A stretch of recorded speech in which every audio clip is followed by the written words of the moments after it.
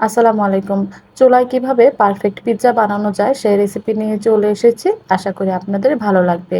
Pizza বানানোর জন্য আমি নিয়েছি ২ কাপ আটা আর ২ কাপ ময়দা, মোট ৪ কাপ। এতে দিয়ে দিচ্ছি আধা চামচ লবণ, ১.৫ চামচ চিনি, ১.৫ চামচ গুঁড়া দুধ আর ৪ কাপ আটা ময়দার জন্য দিয়েছি ২ চামচ ইস্ট।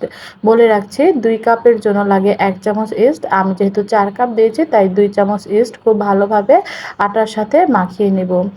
আজকের এই পিৎজা বানানোর জন্য আমি যে ডোটা তৈরি করছি, এই ডোতে আমি ল্যাক ওয়ার্মের থেকে একটু গরম পানি দিয়ে এই ডোটাকে বানিয়ে নেব। কারণ ঠান্ডা বা ল্যাক ওয়ার্ম দিয়ে ডোটা বানালে দেখা যায় এর ভেতরে একটা রাবারি ভাব থাকে, যে কারণে ডোটাকে ভালো করে বেলা যায় না বা হাত দিয়ে শেপ দেওয়া যায় না। তাই পানিটাকে অবশ্যই খেয়াল করে দেবেন যেন এটা ল্যাক ওয়ার্মের থেকে একটু বেশি গরম হয়। তবে ফুটন্ত গরম নয়, ফুটন্ত হলে দেখা যায় ইস্টটা মরে যাবে, আপনার ডোটা খুব ভালোভাবে হবে না, নরম হবে না বা খেতে ভালো লাগবে না। এরপর খুব ভালোভাবে বেশ কিছুক্ষণ মথে একদম সফট একটা ডো তৈরি করে নেব। ডোটা অবশ্যই সফট হতে হবে, তাহলে এটা বানাতে খুব সহজ হয় আর পিৎজাটাও খুব সুন্দর হয়। বেশ কিছুক্ষণ হাত দিয়ে মথে নেব যতক্ষণ না পর্যন্ত এর ভেতরে রাবারি ভাব চলে যায়। এরপর যখন খুব সফট একটা ডো তৈরি হয়ে যাবে সেই পর্যায়ে এখানে কিছুটা সয়াবিন তেল দিয়ে চারদিকটা ভালো করে মাখিয়ে রাউন্ড শেপ দিয়ে বুলে বসিয়ে দেব।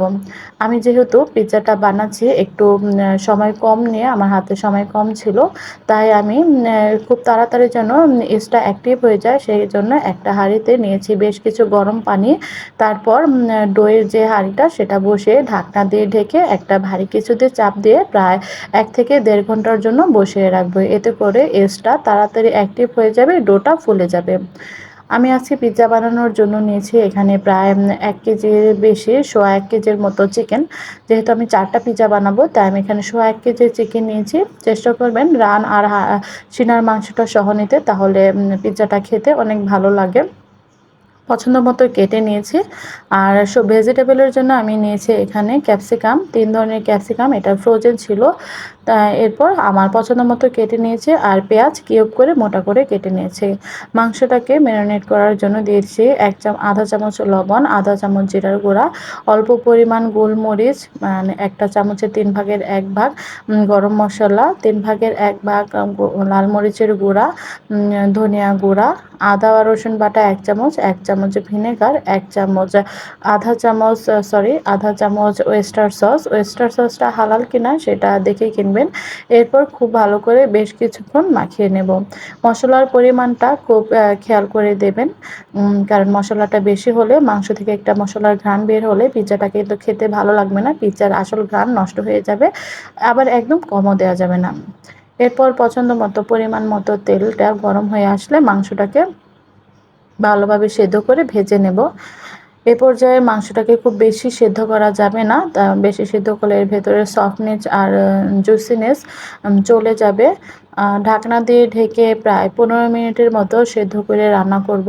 ১৫ মিনিটের মতো ঢাকনা দিয়ে সেদ্ধ করে রান্না করলে দেখা যায় এর ভেতর থেকে বেশ কিছুটা পানি বের হয়ে আসবে। এই পানিতেই সম্পূর্ণভাবে মাংসটা যখন সিদ্ধ হয়ে যাবে সেই পর্যায়ে আরও ১০ থেকে ১৫ মিনিট আমি ঢাকনা ছাড়া রান্না করে এটাকে ভাজা ভাজা করে নামাবো। খুব বেশি ভাজা না, দেখতেই পাচ্ছেন যেমন এমন। এরপর এর অতিরিক্ত তেলটা কাত করে রেখে দেব। এই তেল সহ মাংসটা দেব না পিৎজা, তাহলে পিৎজাটা খেতে ভালো লাগবে না। নিয়েছি ২টা চিজ আর আমার হাতেই তৈরি পিৎজা সস, এটা আমি সিজনের সময় বানিয়ে রেখেছিলাম। এর সাথে কিছুটা কেচাপ মিক্স করে নেব। একটা কাপে নিয়েছি কিছু পরিমাণ তেল আর ব্রাশ।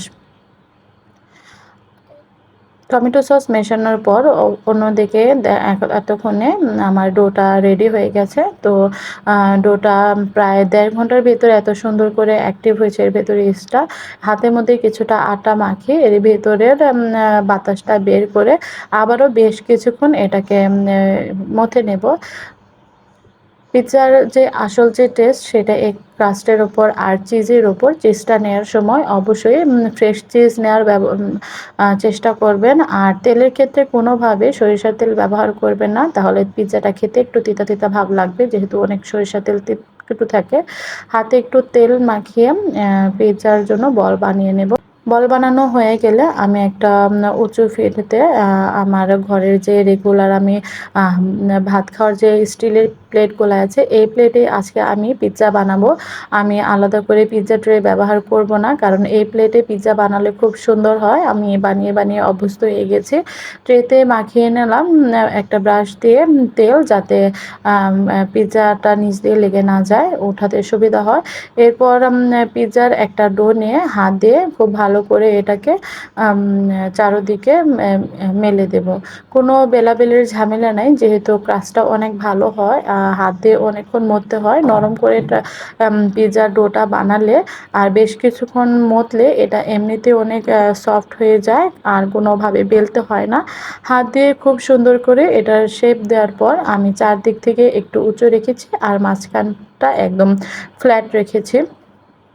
এরপর একটা কাঁটা চামচের সাহায্যে আমি রুটিটাকে চারদিক থেকে ছিদ্র ছিদ্র করে দেব, যেন এটা বেক করার সময় কোনো রুটিটা ফুলে না ওঠে।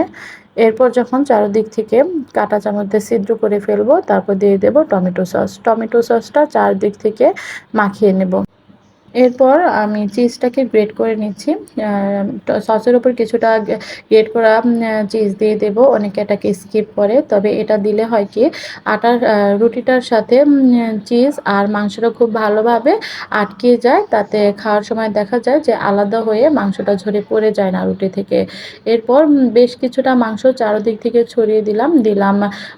পেঁয়াজ আর ক্যাপসিকাম। ক্যাপসিকাম যেহেতু ফ্রোজেন ছিল, তাই এটার ভেতরটা অনেকটা পানি ছিল, আমি হাত দিয়ে চিপটিয়ে ফেলে নিয়েছি। এরপর বেশ কিছু চিজ দিয়ে দেব।